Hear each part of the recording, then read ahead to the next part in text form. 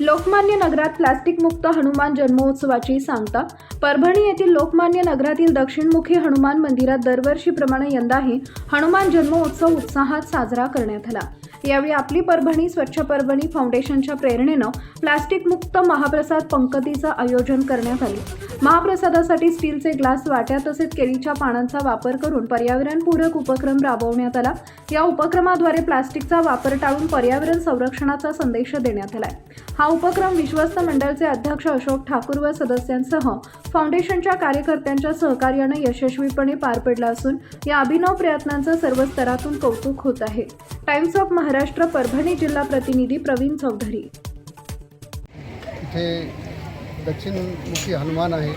दरवर्षी इथे 30 वर्षापासून दरवर्षी इथे लोकांना पंगत दिली जाते हनुमान जयंतीच्या निमित्त। आणि या निमित्तानं अगोदर असं प्लास्टिकचा वगैरे उपयोग होत होता, पत्राळी वगैरे। यावर्षी आणि केळीचे पानं, स्टीलचे ग्लास याप्रमाणे हे स्वच्छता अभियानच्या प्रेरणा घेऊन आम्ही आमच्या परभणी लोकमान्य नगरमध्ये स्वच्छता अभियानच्या प्रेरणा घेऊन की प्लास्टिक मुक्त व्हावं आणि लोकांना रोगराईपासून मुक्त राहावं यासाठी आम्ही प्रयत्न करायलो। यावर्षी फक्त पत्राळी घेऊन पुढच्या वर्षी स्टीलचे ताटं वगैरे येतील असं मी मंडळाला विनंती करतो की त्यांनी याच प्रकारे पुढे सुद्धा राबावं। प्रत्येक गावाने हे याच्याकडून आदर्श घ्यावा यासाठी आमची विनंती आहे।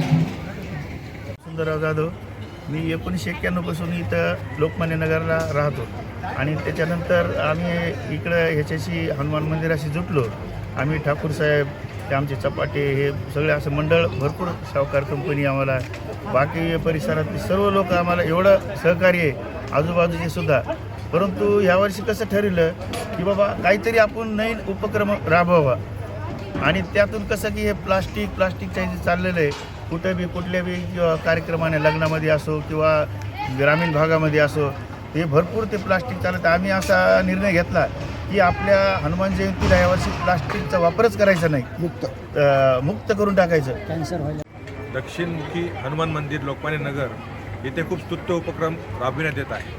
आपली परभणी स्वच्छ परभणी ह्या अभियानाअंतर्गत इथल्या सर्व कमिटीनं असा एक निर्णय घेतला की त्यांनी प्लॅस्टिक मुक्त आपण प्रसादाची पंगत कशी तयार करू शकतो, म्हणून त्यांनी केळीचे पानं स्वतःच्या स्वखर्चातून त्यांनी स्टीलचे ग्लास, स्टीलच्या वाटी हे त्यांनी खरेदी केलं आणि प्लॅस्टिक मुक्त आपल्याला ही हनुमान जयंतीची पंगत कशी करता येईल याचा एक त्यांनी आदर्श प्रस्थापित केला।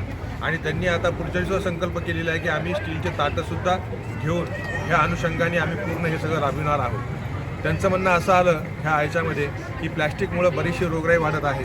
हेच सगळं प्लॅस्टिक आपले जनावरं, गाई वगैरे खातात, त्यांनासुद्धा बराचसा त्रास होतो किंवा ते पण रोगी पडतात।